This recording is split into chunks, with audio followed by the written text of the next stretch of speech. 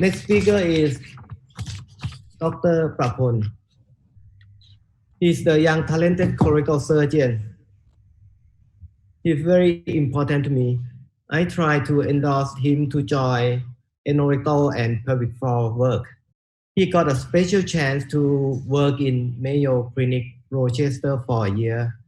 And after that, he come back to us and work with us for almost 10 years. Dr. Prapon will give us a talk in how to deal with rectal tumor. Please welcome Dr. Prapon. Again, thank you for inviting me to share my experience about the rectal tumor dealing, because my experience is not high experience. So today I try to let you know about how to make it easy. Okay. This is my hospital from Central Park, just beside my hospital, but I never go there. This is my colleague. It's quite a big team, and I have to thank my professor to give me opportunity, a lot of opportunity, especially Dr. Arun, Dr. Jirawat, and Dr. Sushi. So today, when you face with the rectal cancer surgery, so you have to stick with the oncologic principle. So the important one is that you have to get a good margin, like Dr. Tititep said, especially circumferential margin. And you, after surgery, you have to get the specimen like a good TME quality or extended margin if the tumor is quite locally advanced. So many different techniques is proposed right now, and extended indication of laparoscopic surgery. So today, I just forgot only Lap TME, that is a standard surgery for the rectal cancer. So if you want to get the distal margin or circumferential margin more, maybe you can learn to do ISR, coronal anastomosis, even TME. And if you face with the pelvic lymph node dissection, you have to extend indication to do the laparoscopic surgery for pelvic lymph node dissection or accentuation if you can do it. So I want to, if I have the next opportunity, I will share you about that. And the last one is the robotic TME that I never done it. So that the Dr. Tititep said already, we have to know the right plane to do the TME first before start the surgery. If the tumor is invade only the mesorectal fat, you can do the normal TME. But if the tumor is more advanced to invade to more, especially in anterior, it may be invade to the seminal vesicle, even the urinary bladder. So if you want to get the good circumferential margin, you have to extend the resected line, such as you have to cut the neurovascular bundle at the anterior. So you have to say it to your patient. You have to talk to your patient to the postoperative morbidity. But if the tumor invade to the posterior part, maybe you have to do the sacrectomy. But you can do all that I said. You can do all the procedure by laparoscopic surgery. This is the the patient position that I usually do, the lithotomy and tuck the both arm and strap the chest with tape. About the port placement, I a little bit changed a few years. I do the 5 ports like this. The umbilicus is for camera port, and the left hand port is located at the right lower quadrant, and it's very important port because you will use it for create the tension force. And the left upper quadrant I usually do is usually used for the traction the IMV and pull the anterior peritoneum and lateral peritoneum for the section. And the left low hot band port is for instrument for traction the IMA and pull the rectum out of the pelvis. And the last one is the suprapubic port. It's very, very important for the right hand of the surgeon. And after finish the dissection, we usually use the bulldog endo for the occlude the rectum before doing distal washout. Every case I do, and use this port for staple also. So step of the Lap TME in the normal case is the first one is the mobilization of the colon and control IMA, and the next one is the splenic flexure mobilization. I did not do this step in every case. I do it only the case that the tumor located very, very low in the rectum. Especially, I want to do the Coloanal anastomosis. So next step is do the rectal or TME dissection. But if the tumor is quite high, you no need to do the fully TME dissection. You just do the adequate visceral excision. So as I told you, if you finish the rectal dissection, you have to occlude the lumen with the endobuttocks and do the distal washout and do the anastomosis later. So the first one, mobilization and control IMA. I always suggest the beginner to do the medial to lateral approach, but in the last years or last few years, I turned to do the lateral to medial approach first. I will show you both. This video shows the medial to lateral approach, like Dr. Songpon, the last video. I use the left lower quadrant port to bring the IMA up and left upper quadrant port to bring the distal part of the rectum and start the dissection. And I always start at the promontory sarcum because it's quite easy to get the right pain.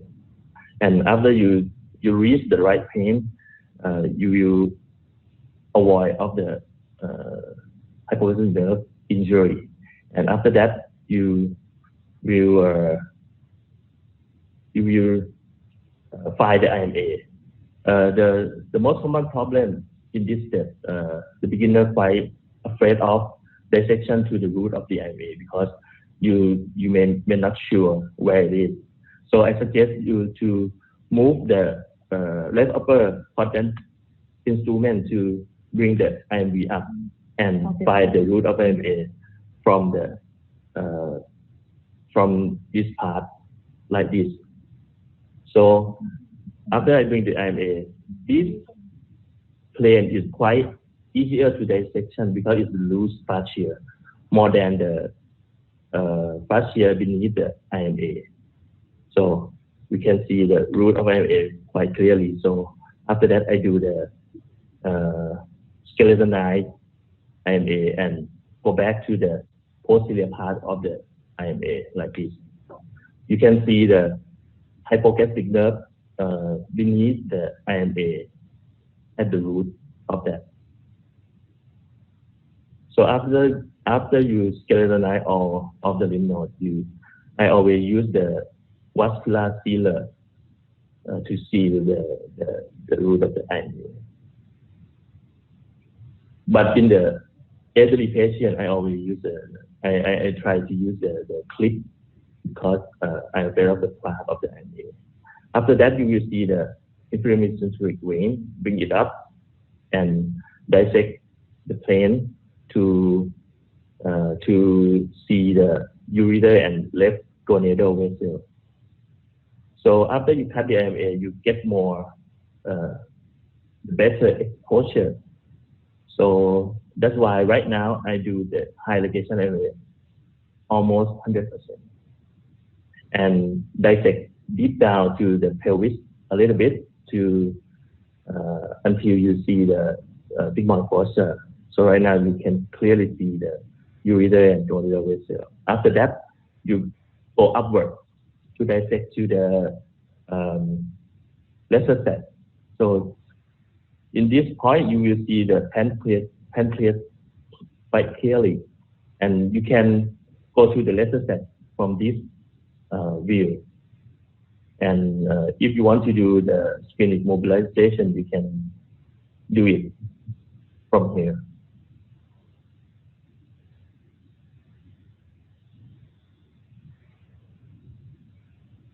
So that I told you, I never do the fully mobilized in every case. So the next one is the lateral to medial approach that I usually do in nowadays.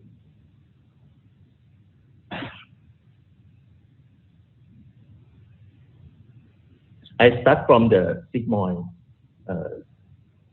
colon in every case to bring it down.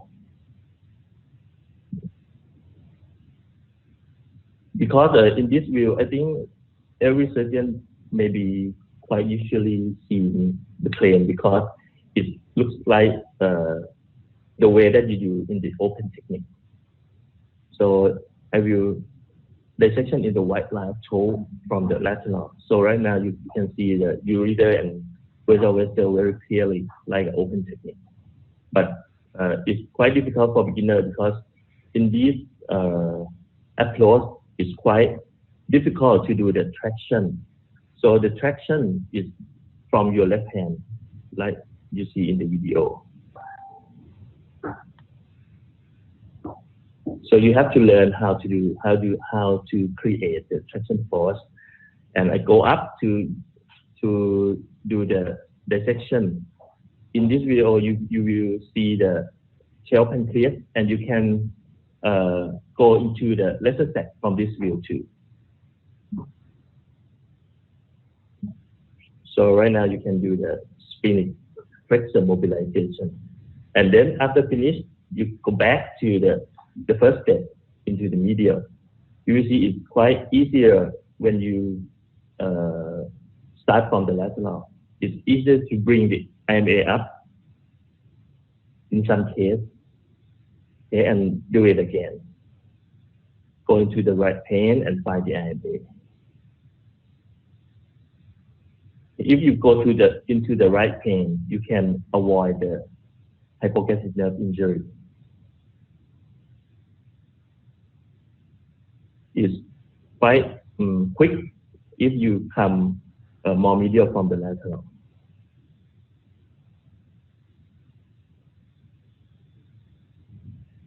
So right now you can see the hypogastric nerve here, and I bring it down from the dissection line here.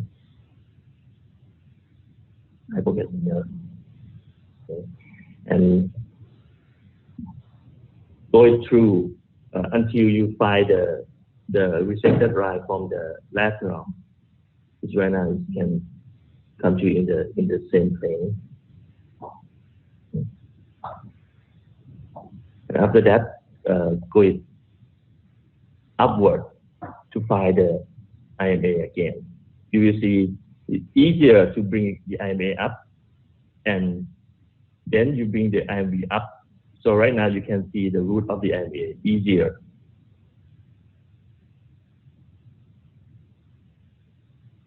And I in this step I always do the underneath the IMV first because it's a loose plane like this, and you can connect the resected line easier.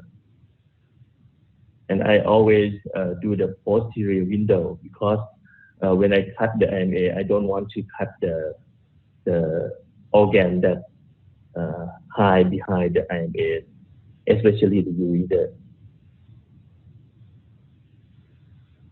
So right now you can see the good pain to dissect the IMA at the root, and it's very thin fascia when you do the dissection, the lymph node around that.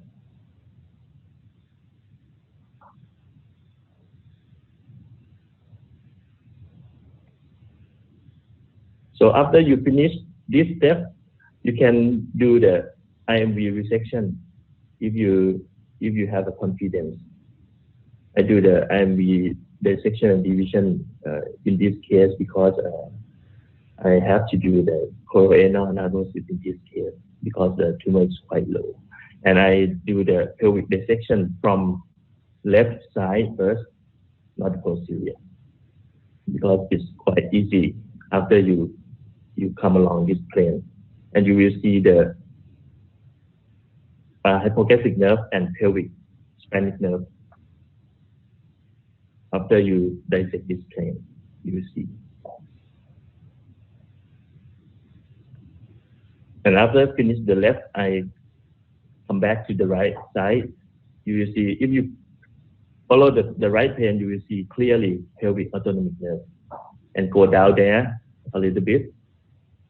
And in this step, it's quite hard to do the good exposure. So I always use the special instrument to bring the anterior structure up, such as uterus. I use the needle to suture and hanging the uterus to get the better exposure like this.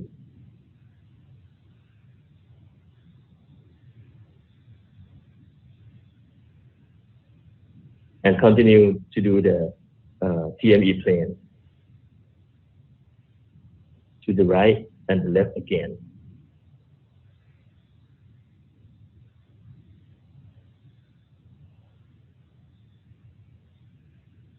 And from this part, the rectum is quite mobile. So I use the hernia tape to wrap around the rectum and pull it out from the pelvis by the left lower quadrant cord.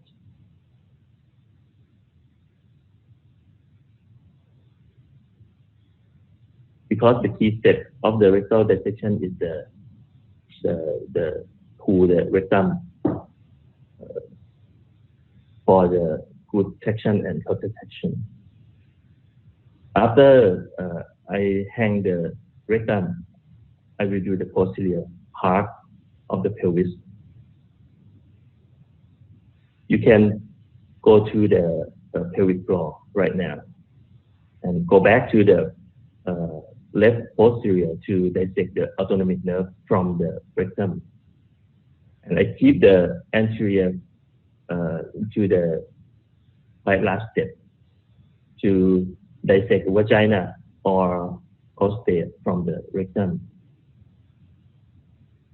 And if you want the more section and counter section, maybe you use the suprapubic cord here. Okay. Right now, you can reach the pelvic floor from the posterolateral at the left. As I told you, this case is very, very low rectal cancer. So I stop the dissection at the pelvic floor and go to the perineal phase to do the coloanal anastomosis. So you can see the pelvic floor very clearly in the posterior part.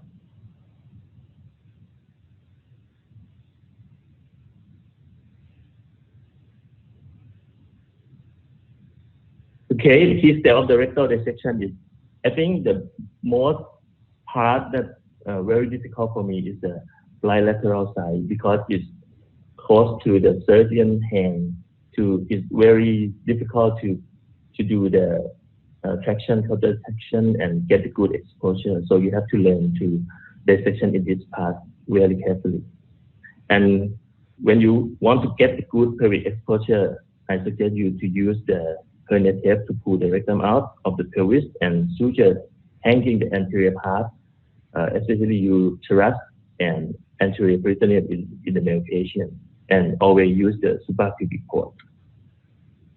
So I will show you the TME dissection in the male patient because it's quite different from the female, especially in the seminal vesicle plane, because it's very close to the neurovascular bundle. But I start from the left, like a female patient.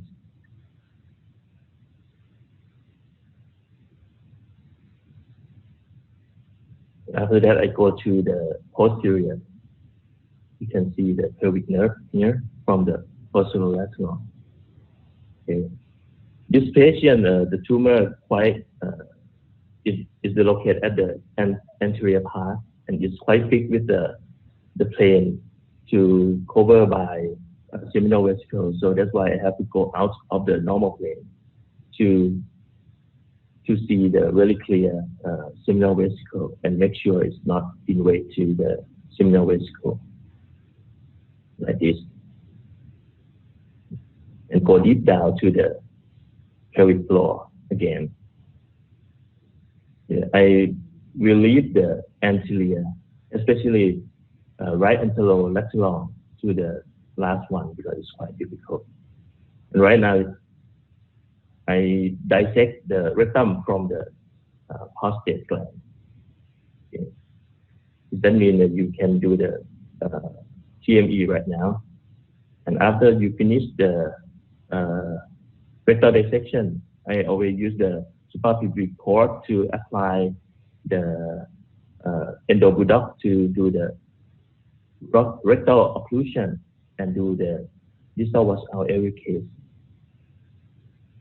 And after that, I use the stapler.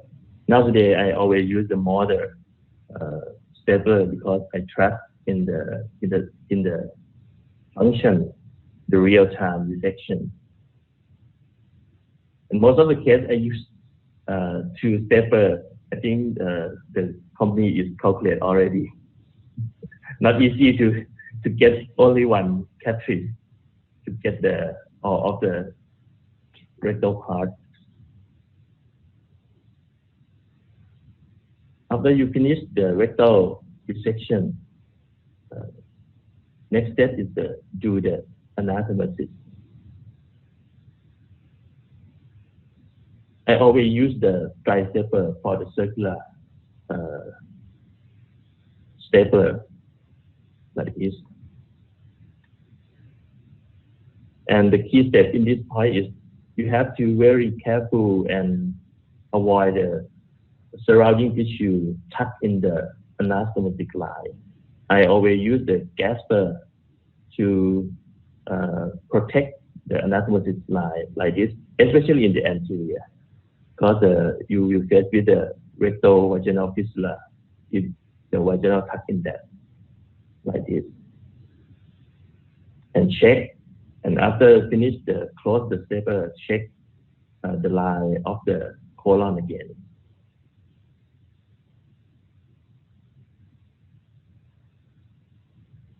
No tension, good vascular.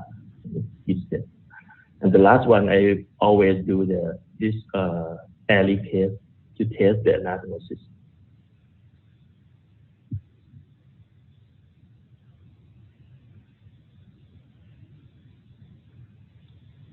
Okay, the trick for the stapler is the suprapubic cord and maintain the calcification by pull the rectum out of the pelvis and use only one or two cartridges for the rectal resection. And the key step is that when you do the circular stapler, be careful for the adjacent tissue tucked in the anatomic line. Okay, and if the very low tumor you have, I think when you do the rectal surgery, you have to learn to do the coloanal anastomosis, because when you face with the complication, especially the stabilized failure, you can turn to do the coloanal anastomosis for the patient like this. I think this is my last slide. So when you want to do the Lap TME, step-by-step practice is very needed. I suggest to do high ligation and a case, and you have to learn how to get good traction and exposure. Suggest to use the hernia tape and suture hanging the surrounding structure. And you have to learn the trigeminal dissection and do the coronal anastomosis.